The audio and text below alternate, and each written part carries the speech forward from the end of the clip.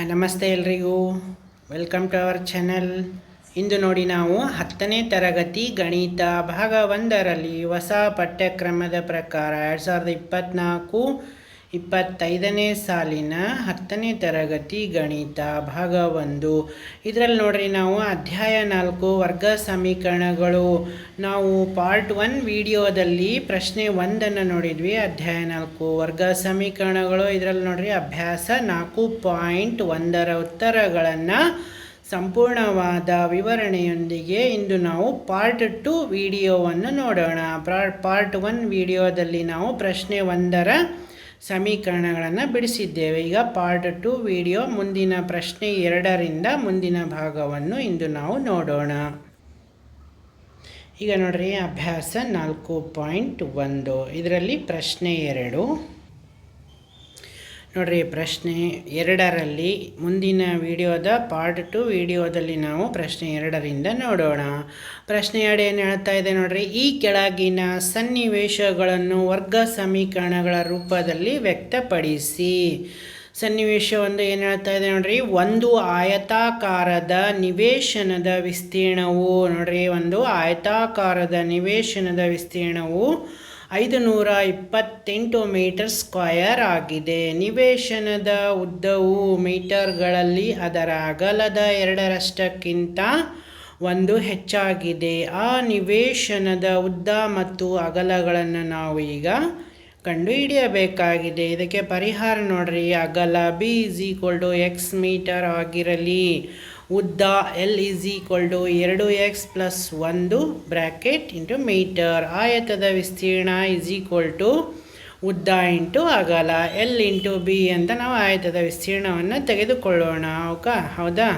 Next ಆಯತದ ವಿಸ್ತೀರ್ಣ ಏನು ಕೊಟ್ಟಿದ್ದಾನ್ರಿ ಇಲ್ಲಿ, 528 metre square x into bracket 2x + 1 528 2x square plus x that's equal to 2x square plus x minus 528 0. ಈಗ ಇದು ಏನಾಯ್ತು ರೀ, ನಮಗೆ ವರ್ಗ ಸಮೀಕರಣದ ರೂಪದಲ್ಲಿ ನಾವು ಈ ಒಂದು ಸನ್ನಿವೇಶವನ್ನು ವರ್ಗ ಸಮೀಕರಣದ ರೂಪದಲ್ಲಿ ನಾವು ವ್ಯಕ್ತಪಡಿಸಿದ್ದೇವೆ. ಓಕೆನಾ. ಈಗ ನೋಡ್ರಿ ಎರಡನೇ ಸನ್ನಿವೇಶ ಏನು ಹೇಳ್ತಾ ಇದೆ, 2 ಅನುಕ್ರಮ ಧನ ಪೂರ್ಣಾಂಕಗಳ ಗುಣಲಬ್ಧವು 306 ಆಗಿದೆ. ನಾವು ಆ ಪೂರ್ಣಾಂಕಗಳನ್ನು ಕಂಡುಹಿಡಿಯಬೇಕಾಗಿದೆ. ನೋಡ್ರಿ 2 ಅನುಕ್ರಮ ಧನ ಪೂರ್ಣಾಂಕಗಳ ಗುಣಲಬ್ಧ. 2 ಕ್ರಮಾನುಗತ ಸಂಖ್ಯೆಗಳು ಯಾವಪ್ಪ, ಅನುಕ್ರಮ ಸಂಖ್ಯೆಗಳು x ಮತ್ತು x + 1 ಆಗಿರಲಿ ಅಂತ ಹೇಳೋಣ. ಅವುಗಳ ಗುಣಲಬ್ಧ ಎಷ್ಟಾಗಿದೆ ಇಲ್ಲಿ, 306. x into bracket x + 1 306, x square plus x minus 306 0. ಇದು ಏನಾಯ್ತು ರೀ, ax square plus bx plus c 0 ಎನ್ನುವುದು ವರ್ಗ ಸಮೀಕರಣದ ರೂಪದಲ್ಲಿ ನಮಗೆ ಬಂದಿದೆ. ಓಕೆನಾ.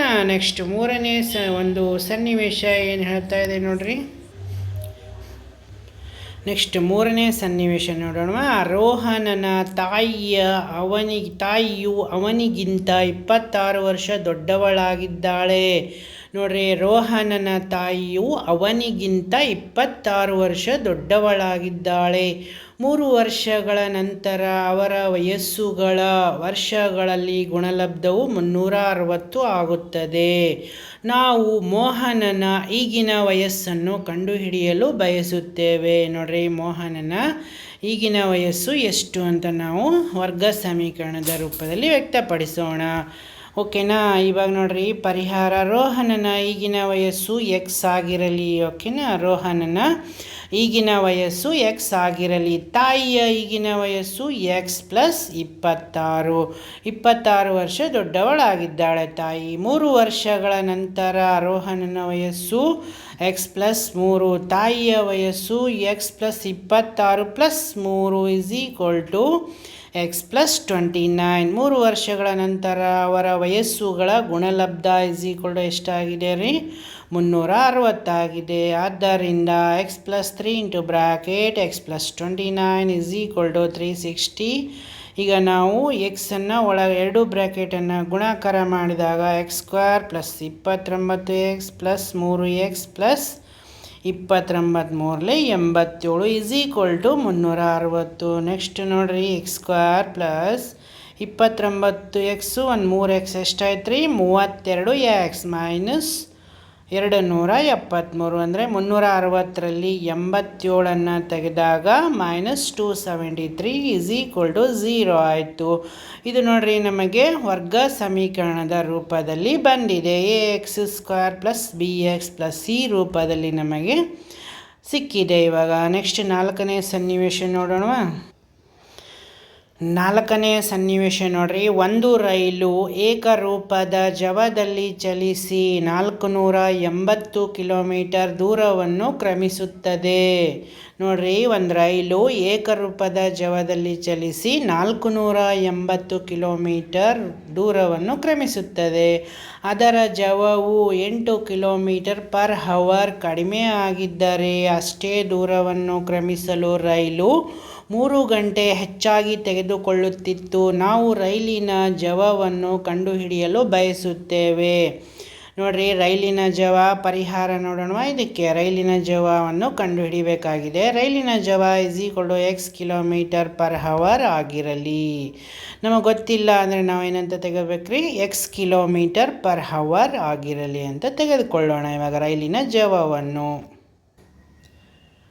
ನೆಕ್ಸ್ಟ್ ನೋಡ್ರಿ, 480 ಕಿಲೋಮೀಟರ್ ಚಲಿಸಲು ತೆಗೆದುಕೊಳ್ಳುವ ಕಾಲ 480/x hours.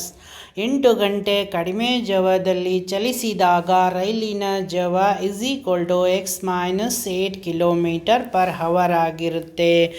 ನೆಕ್ಸ್ಟು 8 ಗಂಟೆ ಕಡಿಮೆ ಜವದಲ್ಲಿ ಚಲಿಸಿದಾಗ ತೆಗೆದುಕೊಳ್ಳುವ ಕಾಲ = 480/x - 8. ನೆಕ್ಸ್ಟ್ ನೋಡ್ರಿ, 8 ಗಂಟೆ ಕಡಿಮೆ ಜವದಲ್ಲಿ ಚಲಿಸಿದಾಗ ತೆಗೆದುಕೊಳ್ಳುವ ಕಾಲ ಎಷ್ಟಾಗಿರುತ್ತೆ ರೀ 480/x - 8 hours ಆಗಿರುತ್ತೆ. ಪ್ರಶ್ನೆಯ ಪ್ರಕಾರ ನೋಡ್ರಿ, 480/x + 3 = 480/x - 8. 480ನ್ನು into bracket x - 8 ಇದನ್ನು ಓರೆ ಗುಣಾಕಾರ ಮಾಡೋಣ. ಇಲ್ಲಿ x ಇದು ಲಸ ಆದಾಗ 3x ಆಗುತ್ತೆ. ಈ x 480ರ ಪಕ್ಕ ಬರುತ್ತೆ ಓರೆ ಗುಣಾಕಾರ ಮಾಡಿದಾಗ. ಇದು x - 8 into bracket 480 + 3x into bracket x - 8 = 480x ಆಗಿರುತ್ತೆ. 480 into x is 480x - 488 3840 plus 3x into x is 3x² - 8 24x = 480x. Next ನೋಡ್ರಿ, 3840 ಮೈನಸ್ಸಿಂದ ಗುಣಿಸಿದಾಗ ಪ್ಲಸ್ 3x² - 24x = 0. ಇಲ್ಲಿ ನೋಡ್ರಿ, 480x 480x ಕ್ಯಾನ್ಸಲ್ ಆಗುತ್ತೆ. ಇಲ್ಲಿ -3840 ಪ್ಲಸ್ 3x² - 24x = 0 ಆಗುತ್ತೆ. ಇಲ್ಲಿ ಮೈನಸನ್ನು ಒಳಗಡೆ ಗುಣಾಕಾರ ಮಾಡಿದಾಗ 3840 ಮೈನಸ್ 3x² ಪ್ಲಸ್ 24x = 0 ಆಗುತ್ತೆ. 3x² ನಾವು ಮೈನಸ್ಸಿಂದ ಗುಣಾಕಾರ ಮಾಡಿಲ್ಲಪ್ಪ ಅಂತಂದಾಗ ಏನಾಗುತ್ತೆ ನೋಡ್ರಿ, 3x² -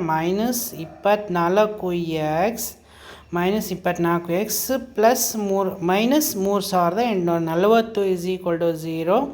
ಇಲ್ಲಿ 3ನ್ನು ಕಾಮನ್ ತೆಗೆದುಕೊಂಡಾಗ ಏನಾಗುತ್ತೆ ನೋಡ್ರಿ, x² -8x ಪ್ಲಸ್ -1280 = 0. ಇಲ್ಲಿ ನೋಡ್ರಿ, ನಾವು 3x² - 24x -3840 ಇಲ್ಲಿದೆಯಲ್ಲ minus 3840 x² - 8x 1280 = 0 ಆಗುತ್ತೆ. ಇದು ನಮಗೆ ವರ್ಗ ಸಮೀಕರಣ ax² + bx + c ರೂಪದಲ್ಲಿ ನಮಗೆ ಬಂದಿದೆ. ಓಕೆನಾ? ಇಲ್ಲಿಯವರೆಗೂ ನಮ್ಮ ವಿಡಿಯೋವನ್ನು ವೀಕ್ಷಿಸಿದ್ದಕ್ಕಾಗಿ ತುಂಬ ಧನ್ಯವಾದಗಳು. ನಮ್ಮ ವಿಡಿಯೋ ಇಷ್ಟವಾದರೆ ಲೈಕ್ ಮಾಡಿ, ಶೇರ್ ಮಾಡಿ, ಸಬ್ಸ್ಕ್ರೈಬ್ ಮಾಡಿ. Thank you.